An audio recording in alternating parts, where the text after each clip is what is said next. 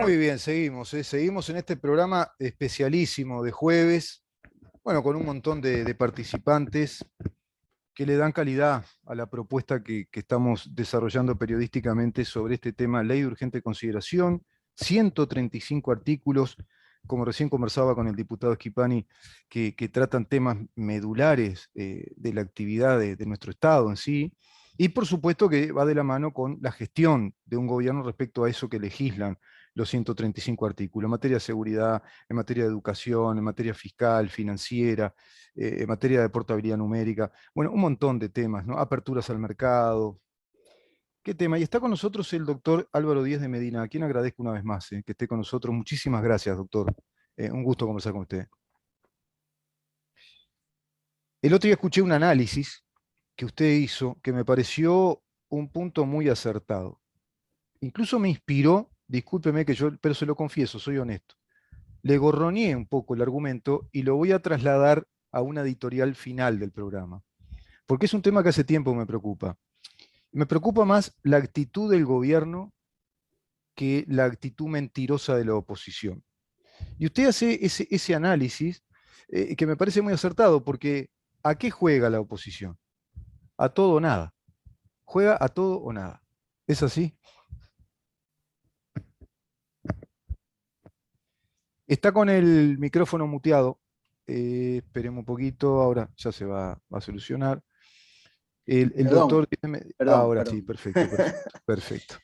Eh, eh, el punto que yo hice en aquel momento es el de que los referéndum, los plebiscitos, han sido utilizados sistemáticamente por la izquierda como un factor de calistenia política, de posicionamiento de marketing, de imposición de determinados puntos de vista en la opinión pública, al punto de que el contenido de cada uno de esos referéndums, de cada uno de esos consultas a la ciudadanía, pasó a ser adjetivo. Es decir, Claro. nadie hoy recuerda con precisión el contenido de ninguno de los referéndums, de la seguridad social, de ANCAP, de la ley de empresas públicas, del plebiscito del agua, el que impusiera el ajuste de las pasividades por vía constitucional, en fin, el Exacto. contenido se ha perdido. Lo que ha quedado, sí, es ese factor acumulativo, progresivo, en el que la izquierda utiliza este mecanismo como forma de posicionarse en el mercado, de Y decir aquí tener estoy, protagonismo, ¿no? Tener protagonismo. protagonismo, Claro. no tengo programa, pero sí estoy en contra de esto que es maligno, que sí estoy en contra de estos otros que nos quieren robar, sí que estoy en contra de esto. Y es una forma de posicionarse desde una posición adversaria, ¿verdad? Y en el caso concreto de estos 165 artículos es notorio, porque si usted y yo hubiéramos organizado un plebiscito, obviamente hubiera sido un plebiscito mucho más sencillo, porque el sentido común indica que tiene que ser algo con un enemigo fácil de caricaturizar. Por ejemplo, decir, se quieren llevar ante él los piratas. Entonces ponemos a un payaso diciendo todos los días por televisión, viene el pirata, y ponemos la caricatura, y es muy fácil eso de vender. Más Claro. difícil es en el caso de este referéndum, donde estamos hablando de 165 artículos que tratan, como usted lo acaba de señalar, de un sinnúmero de materias que tienen que ver con seguridad, que tienen que ver con educación, que tienen que ver con política energética, que tienen que ver con política de las telecomunicaciones, que tienen que ver con tantos temas secundarios, hasta la adopción de niños, Exacto. que realmente daría para un seminario cada uno de estos temas. Y lo más gracioso de todo, lo más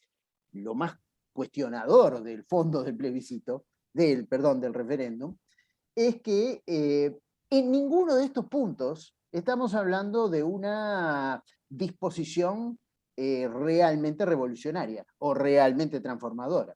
Lo más cercano que tenemos es lo menos discutido, que es el famoso tema de la regla fiscal. Es decir, Claro. aquella regla que pueda sujetar a los gobiernos a evitarles el dispendio en el que los gobiernos de todos los pelos y todos los colores embarcan al país y nos sujetan a usted y a mí a mayores impuestos, a mayores deudas, y a nuestros hijos y a nuestros nietos que van a tener que seguir pagando los desafueros de cada uno de los gobiernos. Entonces, si uno analiza el contenido con objetividad, se da cuenta que las 165 normas en disputa hoy, si mañana, 135 artículos. perdón, 135 artículos, sí, insisto con lo de los 165, no sé, voy a jugar a la quiniela ese número. Por el ómnibus que tomaba cuando iba al liceo. Seguro. Los 135 artículos que están sujetos ahora a discusión, si mañana realmente faltaran esos 135 artículos, el mundo no se vendría abajo, realmente no se vendría abajo. Las transformaciones en sí mismas no han representado ninguna revolución, como lo hubiera representado, por ejemplo, si en la ley de urgente consideración se hubiera incluido, como se buscó incluir en su momento, la derogación del monopolio de refinación de combustibles. Por ejemplo, claro. O importación de combustibles, perdón. Entonces, en ese caso, bueno, sí hubiéramos estado frente a una situación que tiene una capacidad transformadora importante. No es el caso de ninguna de estas disposiciones, claro, muchas de las cuales van en un buen sentido, muchas de las cuales son también un saludo a la bandera, a una posición también de la sociedad, sobre todo en materia de seguridad. ¿Podemos detenernos en este aspecto, doctor? Sí, coincido claro con usted, yo le decía al doctor Schifani, yo creo que estos artículos lo que hacen es mejorar el rumbo de un Estado de Derecho, y además un rumbo que lo va alejando como un Estado republicano, democrático, más institucional, porque amplía derechos ya existentes, lo aleja de ese rumbo populista, ¿no? Lo va alejando de esa cosa, de ese desmantelamiento que estábamos teniendo. Un ejemplo claro es, bueno, mirá, es de orden, es básico que el Estado sepa los antecedentes de menores cuando cometen delitos muy graves y tienen un comportamiento delictivo realmente peligroso, ¿no? Estamos hablando de abuso sexual, violación, homicidio intencional. Bueno, antes eso, hacíamos una especie de secreto, ¿no? Se decretaba por ley que eso quedaba fuera y los jueces se veían obligados a tratarlos como primarios. Por ejemplo, o lo que usted dice, el tema de la regla fiscal sería lo más revolucionario. De pronto, bueno, que quede obligado un gobierno a esa regla establecida para el gasto y no seguir gastando y atándola con alambre y seguimos para adelante gastando y gastando. Bueno, es tomar un rumbo más republicano, en definitiva, más libertades, más Estado de Derecho. Y sobre todo dar respuesta también a un estado de ánimo de la población, porque no nos podemos olvidar que con anterioridad a la última elección nacional, el clima de la opinión pública era un clima de insatisfacción creciente con las políticas de seguridad. Es decir, por dos temas, ¿no? Era la notorio y la economía. La economía, la situación económica, temas que se retroalimentan, ¿verdad? Sí. La falta de empleo, la destrucción de empleo. Hay que hablar de los 70.000 empleos que destruyó el último gobierno frente amplista. Destruyó 70.000 empleos, y no hablo de los que se destruyeron con anterioridad, que podríamos hablar en otro programa. Pero el punto es que en esa situación el estado de ánimo de la opinión pública era un estado de ánimo impaciente con la situación de inseguridad, y más que con la situación de inseguridad, que ya sabemos que es un problema global, regional, que no solamente crónico, que no solamente afecta al Uruguay, sino también a otros países con otros sistemas, pero la realidad es que la reacción de los últimos 15 años de gobierno frente amplista respecto a ese problema era una relación de pasividad y en algunos casos permisividad, desde la óptica de que el delincuente, siendo una víctima social, no podía ser castigado, sino que debía ser estimulado o canalizado a través de los aparatos del Estado, que por supuesto controla la propia izquierda. Entonces, ese estado de ánimo fue el que llevó al cambio, entre otras cosas, el que llevó al cambio de gobierno. Y bueno, y en ese cambio de gobierno, si el gobierno hoy no hubiera respondido con una norma que le diera algún tipo de señal a la opinión pública, estaríamos hoy hablando de la deserción de esta administración respecto a las necesidades en materia de seguridad de su propia población. Y el hecho es que el gobierno le dio respuesta a la población Y y la listo, respuesta es esta ley, ¿no? es esta ley. Muy bien, como Y usted usted dice, de era. repente está a favor eh, de algunas cosas, yo de repente estoy insatisfecho con otras, pero es una respuesta. Quiero ir a un tema, quiero ir a un tema que usted lo tocó al pasar, que para mí hay un saludo a la bandera, pero primero voy a esto. Hay una respuesta del gobierno a ese clamor popular, como usted bien dice. Era clamor popular, la gente estaba cansada de la inseguridad. Hasta recibía mensajes que eran ofensivos para nuestras libertades, como el mensaje del secretario del ministro del Interior cuando decía, bueno, métanse en sus casas, ¿por qué van ahí? ¿Por qué no cierran la ventana de los autos? Bueno, ya era una cosa disparatada, ¿no? Era una ofensa a las Es libertades de la así, ciudadanía. es así. Prácticamente un mensaje diciendo, bueno, campea el delito, cuídense, métanse pa adentro, ¿no? Métanse para las casas, vamos a hablarlo Sí, así. sí, sí, sí, sí. Bueno, en cambio, el gobierno dio respuesta a todo eso que se estaba reclamando. Una de las respuestas que dio el gobierno, por ejemplo, que era clamor, que, por favor, que no sea obligatoria la inclusión financiera. Hay gente que no sabe ni cómo manejar un celular. Bueno, no, hay inclusión financiera, pero es libre. Otra de las Por supuesto. respuestas. Por Bueno, supuesto, porque además ahora, usted y yo sabemos que el hecho de manejarnos en forma digital es mucho más expeditiva, nos gana sí, tiempo sí, y las nuevas generaciones se van a ir incorporando. Y esta discusión va a quedar totalmente estúpida dentro de unos sí, sí, años. Pero anacrónica. la realidad es que hoy hay mucha gente que, como usted dice, tiene Sí, un nivel básico de conocimiento y sí, hay otra gente que necesita comer y sí. para comer está viviendo al margen de la economía formal. ¿Y usted qué lo Exacto. quiere? ¿Bancarizar para que dejen de comer? No, Buah, es que es una no, es de cosa que loco, no... es de loco. Eso que usted dice, mire que es una realidad tangible, eso que usted dice es una realidad. Parecería ser que son burócratas en una oficina, en una burbuja que no ven la realidad, No no ves sé. la realidad, Buen exactamente. disparate. Ahora creo yo que hay un saludo a la bandera. Yo le digo a la carreta delante de los bueyes, que es la disposición de la regulación del derecho de huelga pacífico con el derecho al trabajo y el derecho de la empresa. ¿Por qué me río?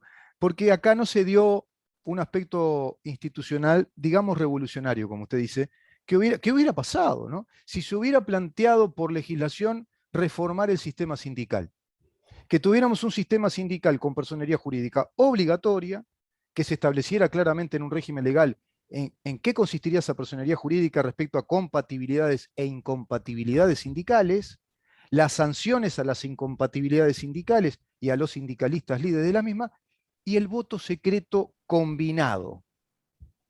Ahí me parece que la regulación pacífica, el derecho de huelga estaría en consonancia con ese régimen legal que sería el régimen legal madre, digamos, ¿no? Y esa sería una Exacto. disposición instrumental. Ahora es como que pusimos una disposición instrumental en una realidad sindical que no condice con eso. No sé qué le No, parece. eso por supuesto, y eso es de alguna forma eh, el colofón de lo que yo planteaba el otro día.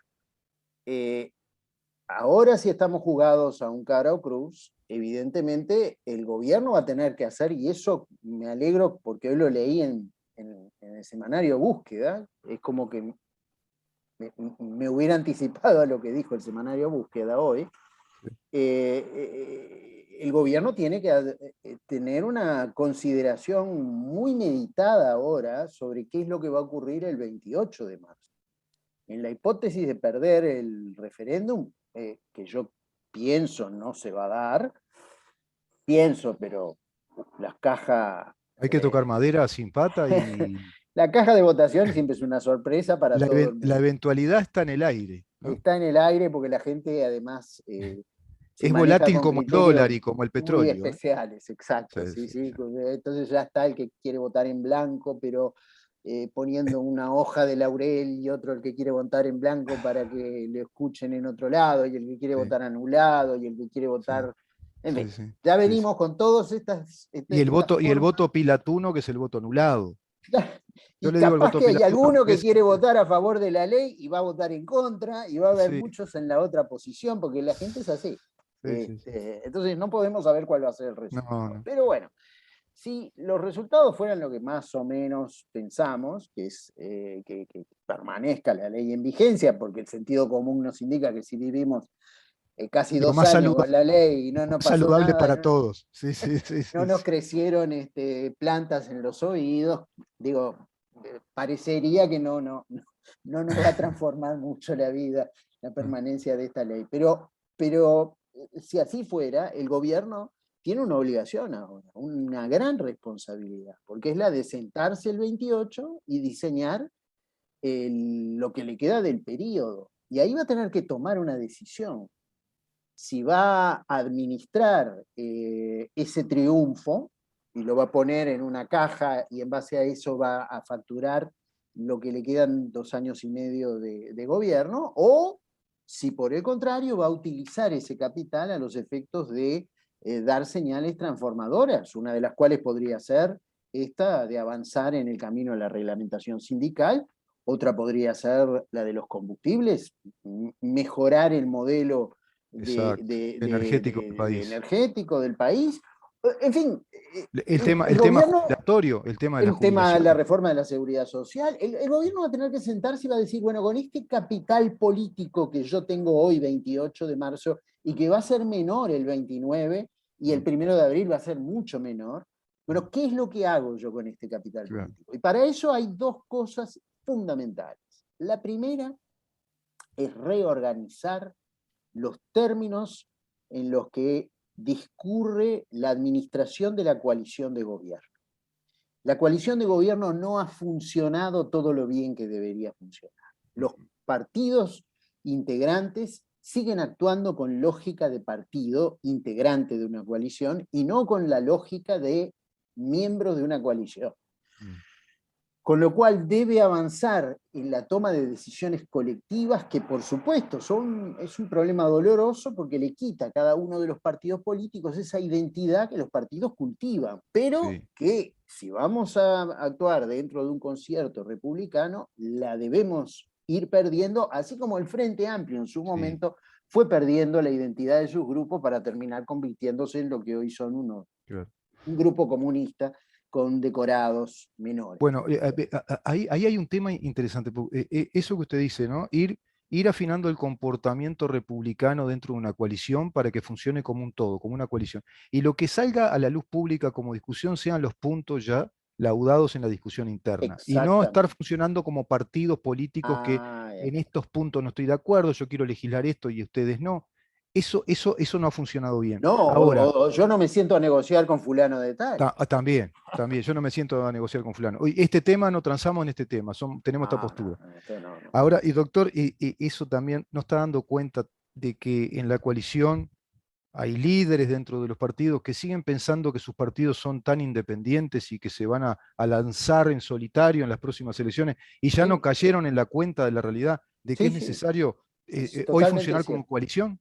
Totalmente cierto, totalmente así. Y todos ellos son culpables de eso. Ya. Todos, todos. Porque muchas veces yo observo de parte del partido más fuerte, el Partido Nacional, y sobre todo de la fracción más cercana al presidente, que hay una situación como de predominio, de toma de decisiones centrales que luego se transmiten a los demás como una toma ya hecha. Sí, sí. Eso no puede funcionar así, porque si yo luego quiero ir al Parlamento y no me quiero encontrar con la sorpresa de que alguno de los miembros de la coalición me diga, no, yo eso no te lo voto, bueno, eso tiene que estar apalabrado.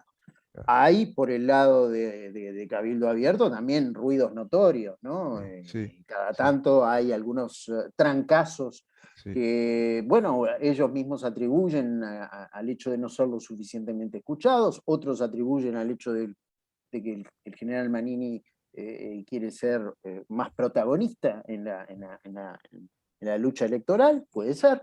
Luego están la situación del Partido Colorado, que digamos la agenda colorada de un partido en declinación notoria Sí, está sí, yo lo veo un haciendo... partido morigerado, ¿no? Es un partido que está en declinación y que prácticamente está haciendo los deberes de lo que los más papistas que el Papa plantean. Claro, exactamente. Y están todos lanzados en esa cruzada tonta de pensar que el mundo de los votos independientes está en una especie de centro-izquierda en el que ellos van a poder capturar algo y cada vez van a poder capturar menos porque la verdad lo que les va a ocurrir es que mientras intentan Sí. capturar esos votitos de centro-izquierda que nunca los van a conseguir, en realidad el centro-derecha que ya tenían asegurado se va a ir perdiendo con el Lo tiempo. están desestimulando, es verdad. Están haciendo una Claro. especie están provocando un descontento de ese voto de centro derecha y también hacia la derecha.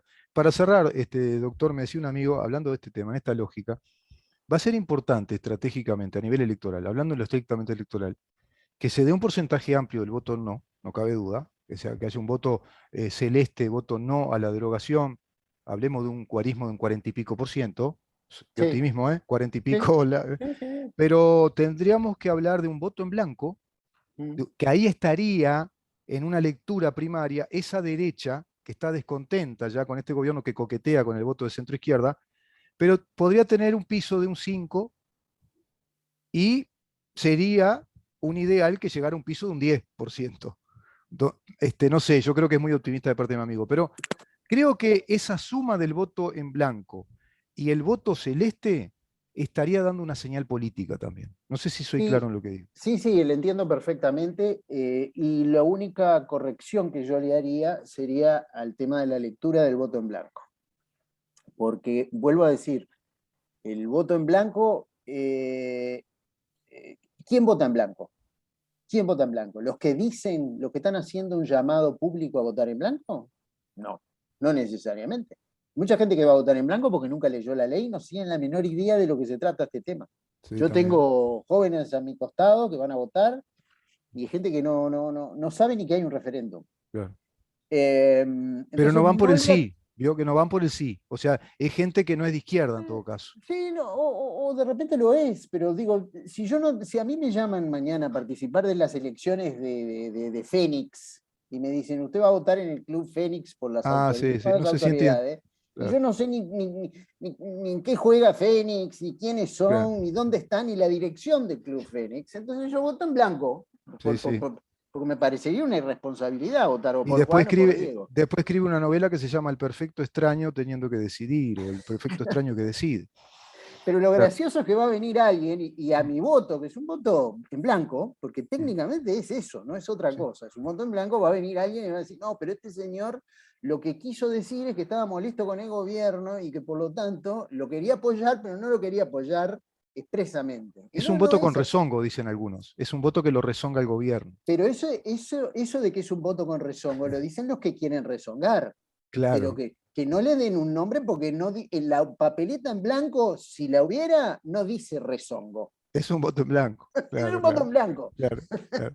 Yo me río porque siempre me viene la imagen desde que era muy joven de que el voto en blanco es una papeleta blanca.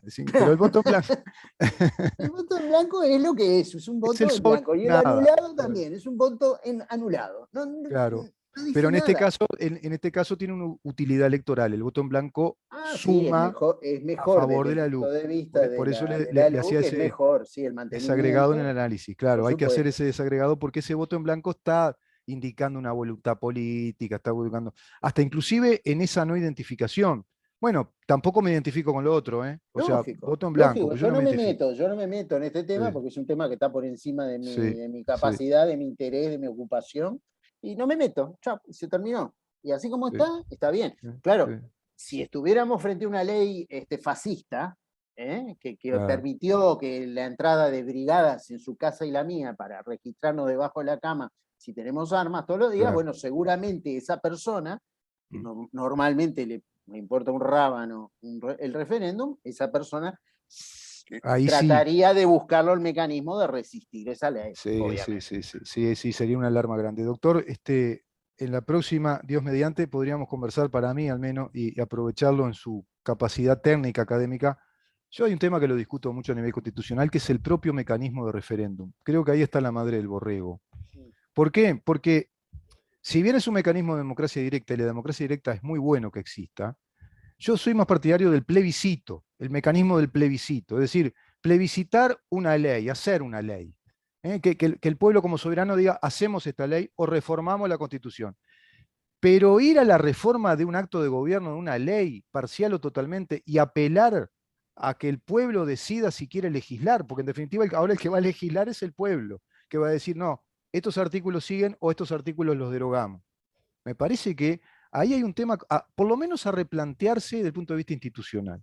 Bueno, eso No lo sé si. podemos conversar otro día, pero en líneas generales ese es un gran dilema entre la democracia directa y la democracia indirecta. ¿Para qué elegimos representantes? Como decía Oscar Wilde, el problema del socialismo es que la gente se quiere divertir de noche, ¿no? Entonces, Claro, no claro, podemos estar todos gobernando todo el tiempo. claro. O esos que quieren democracia digital, democracia participativa, que me obligaría a mí a estar todo el día en el celular definiendo la política agropecuaria, de Claro. riego, de transporte, ¿no? Sí, sí, como que todas las empresas fueran cooperativas, qué sé yo, no Claro, eso sé. no funciona, no funcionó No, nunca y no va a no, funcionar nunca. no. Entonces, evidentemente los mecanismos, todo, nuestro sistema constitucional está basado en un equilibrio de razonabilidad. Y los Sí, sí. mecanismos de democracia directa son mecanismos excepcionales que el constituyente ha previsto para situaciones excepcionales. Lo conversamos en otra oportunidad, doctor, porque ese tema técnico da para mucho, ¿no? Habría Da que para ver mucho. cómo se aplicaría ese mecanismo de excepcionalidad, en dónde está la razonabilidad del sistema nuestro. Muchísimas gracias, Exacto. doctor, una vez más, ¿eh? Ha sido un gusto. Que Que tengan un pase buen muy día. bien. Buen Chao, día. hasta pronto. El doctor Álvaro Díez de Medina conversando con nosotros y bueno, haciendo un análisis sobre lo que significa este referéndum del 27 de marzo respecto a la ley de urgente consideración. Quédate ahí que venimos con nuestra editorial, que tiene mucho que ver con lo que acabamos de conversar y tiene que ver con ese todo o nada del 27.